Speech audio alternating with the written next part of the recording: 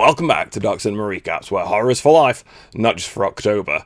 And, alright, so, Evil Dead franchise, it was reported last week that we were going to get a spin-off from Sebastian Vanacek. Probably butchered his name, but apologise for that. Now, he is a French director who, I'll be honest, I haven't seen any of his work. I hear Infested is grim, but we don't get it over here and in America until April, and I believe it's been out in France for a few months now. And whilst we don't really know a great deal about the Evil Dead spin-off film, Sebastian has informed us that, okay, I've got a direct quote here. I told the studio that I wanted to make a nasty film, a film that hurts, from which you come away tested. So, thing is, I don't actually understand what that means. Okay, how is an Evil Dead film going to hurt? There is no... If you're going to have a spin-off to this, it's only going to be a case of somebody finds a book, or one of the 3 books, and we're going to get deadites, and there's going to be death and kills and all the rest of it. But kind of like the Evil Dead 2013 and the Evil Dead Rise, it kind of means nothing. And we also had a spin-off called Ash vs. Evil Dead, and it was probably one of the best spin-off TV shows of all time. Why isn't that getting a 4th season? And it just kind of left me a little bit confused with it a little bit. Now, what does kind of inspire me a little bit, that Sam Raimi he says that Sam Raimi and the company are giving him 100% creative freedom to play in the Evil Dead sandbox, and that he aims to have a French twist. Now, I would be full of absolute if I said that I knew anything about French horror films, other than that one with the pregnant lady who stabs her mum through the door, home invasion French horror film. Oh, and Catacombs.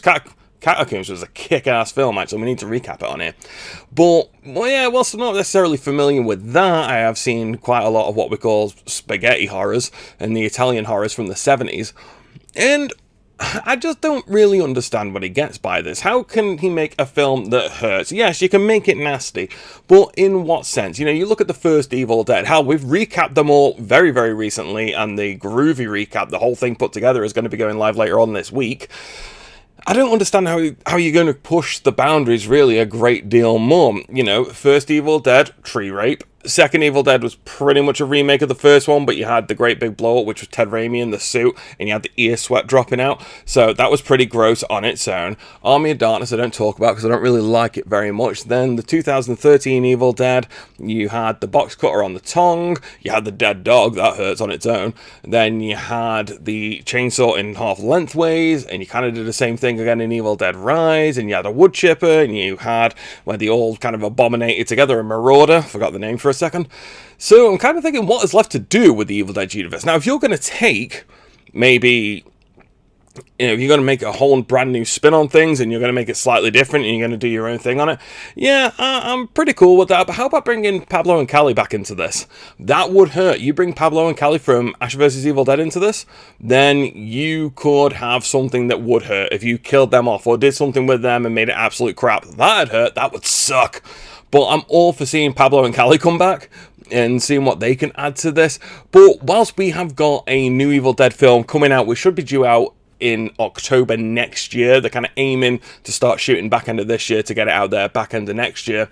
And Bruce Campbell and Sam Raimi have even said that they're going to be ramping up production on these films and start getting one out every 2 to 3 years, which is something. Thing is, with the Evil Dead, you actually have you don't have a lot of dragged down lore about it. You don't have a load of legacy characters. Let's face it, you're only really thinking about Bruce Campbell and, like I said, Callie and Pablo. So you aren't really all bogged down with that. Maybe they get me as Jane Levy back into it or something later on down the line. I don't know. But you can kind of just do your own thing. You can almost make it as an anthology film series, really. You know, deadites come, you've got to try and fight them off or ward them off in some way or another. Chaos ensues, and we just have a different form of body horror every time. That's actually not a bad way to go about it. But let me know what you think this is going to be about. A film that hurt. I'm not going to lie, Sebastian, you have me intrigued. You really, really do. But when it comes to the Evil Dead, it's actually quite hard to fuck up. And so therefore, I'm going to see that Infested first. Then we'll make judgment.